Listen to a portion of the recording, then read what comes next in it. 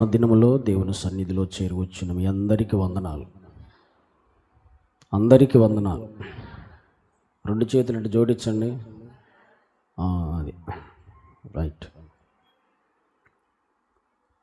ఎందుకు మనం వందనాలు చెప్పుకుంటున్నాం అంటే,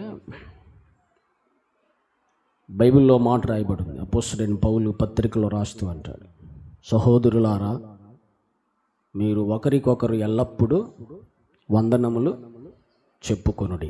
ఏం చెప్పుకోవాలంట? లూకాసు సువార్త ధ్యానంలో ఉన్నాం. లూకాసు సువార్త ధ్యానంలో ఉన్నాం.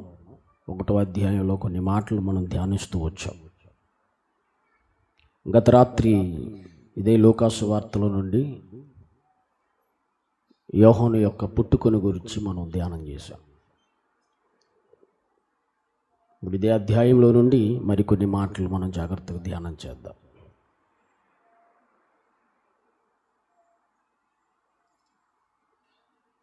లూకాసు సువార్త 26 నుంచి 46 వరకు మనం దేవుని వాక్యాన్ని చదివాం. ఈ చదివిన మాటల్లో మనం జాగ్రత్తగా గమనించవలసినటువంటి కొన్ని ప్రాముఖ్యమైన సంగతులు మనం నేర్చుకుందాం. గత వారం జకరియా, ఎలిజబెతు అనేటువంటి ఇద్దరు వ్యక్తులు యెహోవా మందిరములో ధూపం వేయటానికి వచ్చేవారు.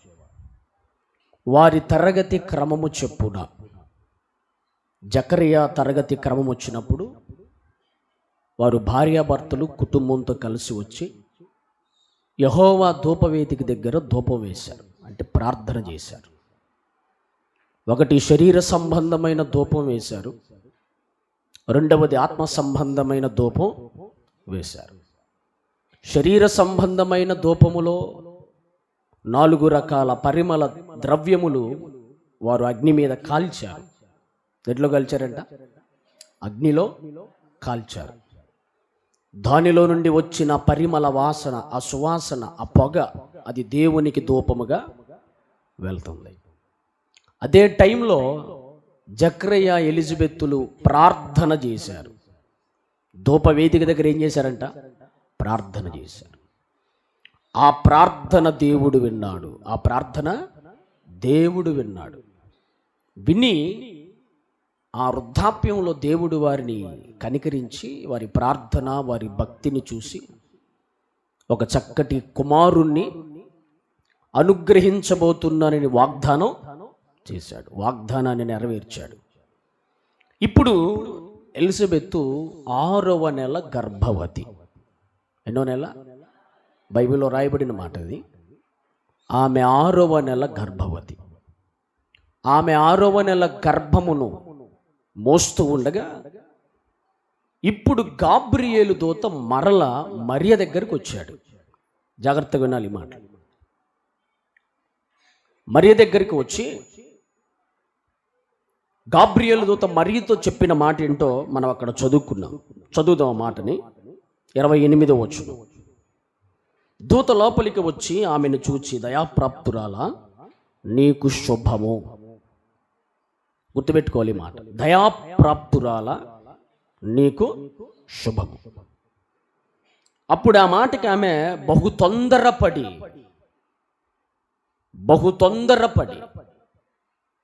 ఏంటో ఆ శుభవచనమని ఆలోచన చేస్తుందంట. ఆ శుభవచనం ఏంటో ఆలోచన చేస్తుంది. ఇక్కడ మనం జాగ్రత్తగా నేర్చుకోవలసిన ప్రాముఖ్యమైన మాట ఏంటంటే, జకరియా, ఎలిజబెతులు దేవుని మందిరములో ధూపవేదిక దగ్గర ధూపం వేస్తున్నారు, ప్రార్థన చేస్తున్నారు, మందిరములో పరిచర్య చేస్తున్నారు. వారి కుటుంబమంతా కలిసి, అంటే బయట ప్రజలందరూ ఉన్నారు, ఇశ్రాయేలు ప్రజలందరూ వచ్చేసారు. ఆయన తరగతి క్రమము చొప్పున వారందరూ వచ్చి దేవుణ్ణి ఆరాధిస్తూ ఉన్నారు. అక్కడ రాయబడిన మాట 36వ వచనంలో రాస్తున్న మాట ఏంటంటే, ఎలిజబెతు, మరియ వీరిద్దరూ బంధువులు. ఎవరంట? వీరిద్దరూ బంధువులు. బంధువులు అని అంటే దాని అర్థం వారిద్దరూ రక్త సంబంధికులు అని అర్థం. కాబట్టి ఇప్పుడు బహుశా ప్రజలందరూ సమకూర్చబడినప్పుడు ధూపవేదిక దగ్గర మరియ కూడా ధూపవేదికలో ఖచ్చితంగా ఉండాలి. అర్థమవుతుందా? కాబట్టి ఇప్పుడు మరియ కూడా ధూపవేదిక వేసేటప్పుడు ప్రార్థనలో ఉంది. కాబట్టి ముందు ఎలిజబెత్తుతో గాబ్రియేలు మాట్లాడాడు, తర్వాత మరియతో దేవుడు మాట్లాడాడు. అంటే వారి కుటుంబము, ఇశ్రాయేలు ప్రజలందరూ, ప్రాంత ప్రజలందరూ దేవుని సన్నిధిలో ప్రభువుని స్తుతించే ప్రయత్నం చేసేవారు. ఇప్పుడు మరియను దేవుడు ఎన్నుకోవడానికి కారణం ఆమెలో ఉన్న పరిశుద్ధత, ఆమెలో ఉన్న భయము, భక్తి, యథార్థత, ఆమెలో ఉన్నటువంటి, అక్కడ రాయబడిన మాట, ఆమెలో ఉన్నటువంటి పరిశుద్ధత. అంటే రెండు మాటలు అక్కడ మనం చెప్పుకోవచ్చు. ఒకటి శరీర సంబంధమైన పరిశుద్ధత, అంటే దాని అర్థం, దాన్ని ఏమంటారంటే కన్యత్వము అంటారు. ఏమంటారు చెప్పండి? అది శరీర సంబంధమైనది. రెండవది ఆమె ఆత్మ సంబంధంగా కూడా పరిశుద్ధురాలే. అంటే రెండు విధాల ఆమె పరిశుద్ధురాలు. రెండవది ఆమె ఎప్పుడు ప్రభువుని ప్రార్థించేటువంటి వ్యక్తి.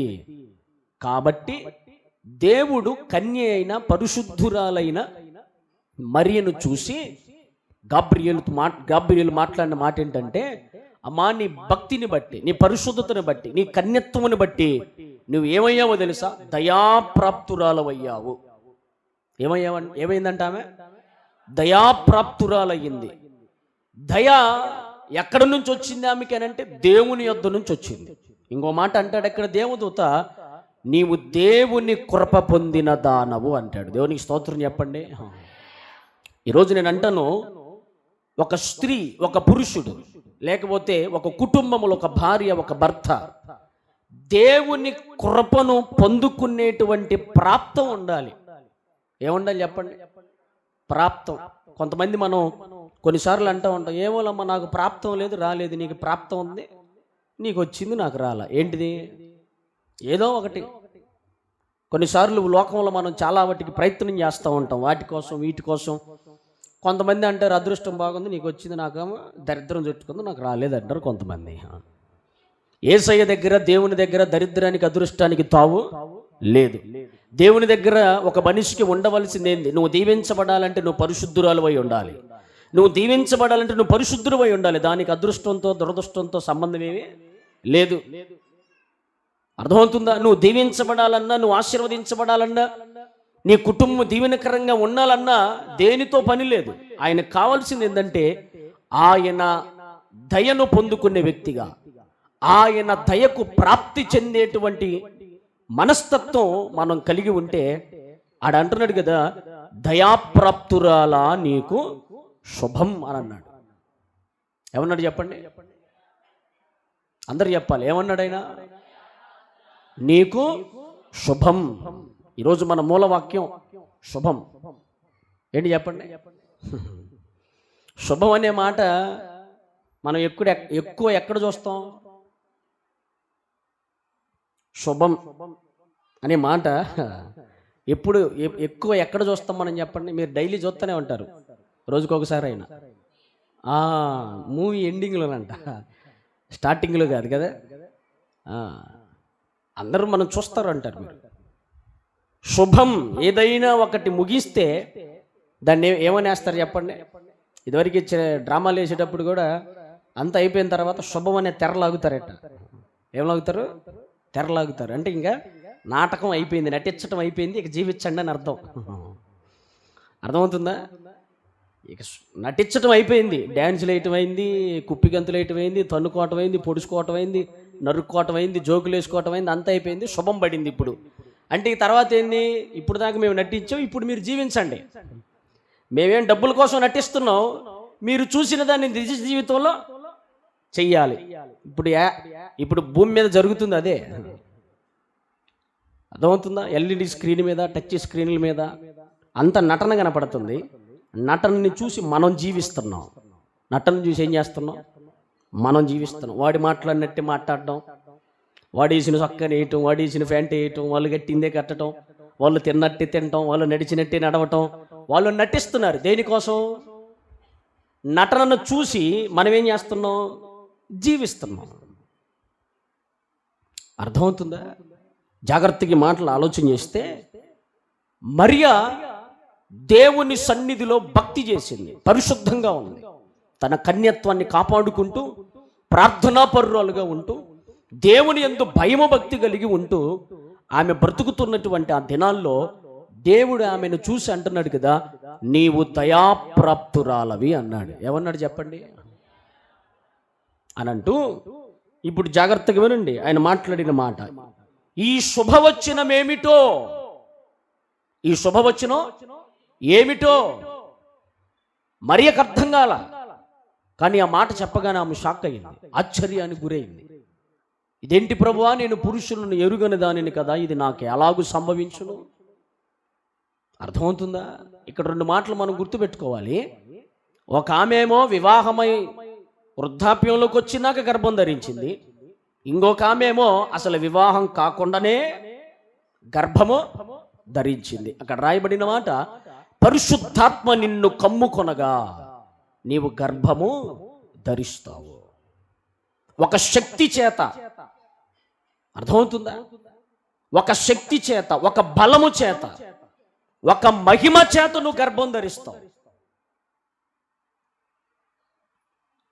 గర్భము ధరించటంలో మనుషులకు తెలిసినటువంటి ప్రాసెస్, భార్యాభర్తలు వారిద్దరు